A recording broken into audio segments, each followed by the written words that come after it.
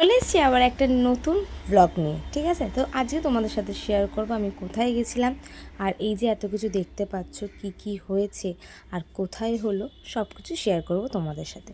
তো চলো দেখতে থাকো, আশা করি খুব ভালো লাগবে তোমাদের এই ব্লগটা শুরু করছি গ্লুকন্ডি খেতে খেতে।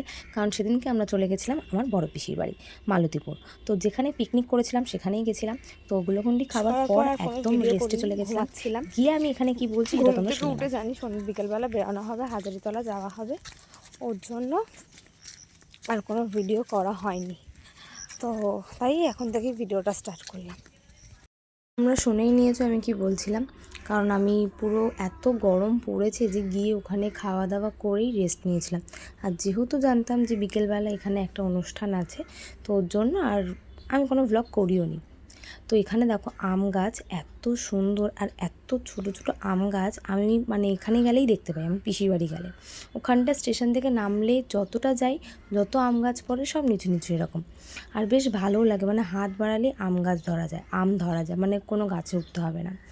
তো এখানে দেখো চলে গেছে, এটা হাজারিতলা, এখানে সবাইকে খাবার দিচ্ছিল। আর এটা ওদের কেন হয় জানো তো, ওদের একদিন ঠিক করা হয় সবাই মিলে, যেদিন ওদের ওখানে মন্দির আছে শিব ঠাকুরের, সেটা আমি লাস্টে দেখাচ্ছি। এখানে দেখো একটা বট গাছ, এই গাছটার তুমি শিকড়, মেন গাছ কোনটা তুমি বুঝতে পারবে না, এত বড়। তো ওখানে একটা থান করা আছে, ওখানেই শিব ঠাকুরের একটা ছবি এনে পুজো করা হয়, করে সেদিনকে সবাইকে খাওয়ানো হয়, সবাই রান্না করে, আশেপাশে সবাই আসে, তাদেরকে বসিয়ে খাওয়ানো হয়। তো ওটাই আমি দেখাচ্ছিলাম। আমরা ওখানে বসে খাইনি হাজারিতলায়, এটা জানো তো একদম মাঠের মিডিলে, অনেকটা যেতে হয়, তারপরে গিয়ে এটা হাজারিতলা, এটা জায়গাটার নাম, যেহেতু এত বট গাছ ওর জন্য। তো এখানটাতে আমি বোন দিদিভাই ঘুরে দেখছিলাম, বোনকে ঘুরে দেখানো হচ্ছিলো, আমি তো প্রচুর গেছি, অনেকবার দেখেছি, তো ওটাই দেখানো হচ্ছিলো। আর এরকম বিকেলবেলা কোনো দিন যাইনি, বিকেলবেলা কি তখন প্রায় সন্ধ্যেটা নামবে, যেহেতু এখন বেলা বড় ওর জন্য বোঝা যাচ্ছিল না। তারপর আমরা চলে আসি, এটা একদম রাস্তার পিসির বাড়ির সামনে। তো এখানটা ওদের জগদ্ধাত্রী পুজো হয়। দেখো যেদিন এই রান্নাটা হচ্ছে, এই অনুষ্ঠানটা সবাই রান্না করে যে যেরকম পারে, কেউ খিচুড়ির সাথে ভাজাভুজি করে, কেউ আলুর দম করে, যে যেমনটা পারে, কিন্তু খিচুড়িটা করে। আর এখানটাতে রান্নাটা হচ্ছে এই উনুনটা জানো তো সেই দিনই ওরা করেছে, সকালবেলা করেছে। আর দেখো সবাই ওই 3:30 4টে নাগাদ চলে গেছিলো, কারণ খুব মেঘ করে এসেছিলো, প্রচণ্ড মেঘ করে এসেছিলো। আমরা তো ভেবেছিলাম খুব বৃষ্টি হবে, কিন্তু এক ফোঁটাও সেদিনকে বৃষ্টি হয়নি। দেখো অনেকজনের রান্না হয়েও গেছে, আর কিছুক্ষণ পর তারা খেতে দিয়েও দেবে। আর এখানটাতেই আগে হতো, এখানটাতেই হয়, এটা খুব পুরনো। কিন্তু যে হাজারিতলাটা, এটা নাকি কয়েক বছর ধরে ওখানটাতে হচ্ছে, তাও ওটা অনেক পুরনো হয়ে গেছে, কিন্তু এটা আরও পুরনো।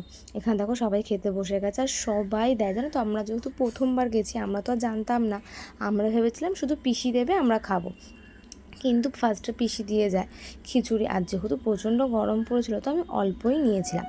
তারপরে দিদিভাই এসে আলু ভাজা দিয়ে যায়, তারপরে আমরা বেশ খাচ্ছিলাম, কিন্তু তার কিছুক্ষণ পরেই সবাই চলে আসে যে না না নিতেই হবে। তো প্রথমে তো আমরা বুঝতেই পারিনি, ভেবেছিলাম ঠিক আছে একজনেরটা নাও, দুজনেরটা নাও।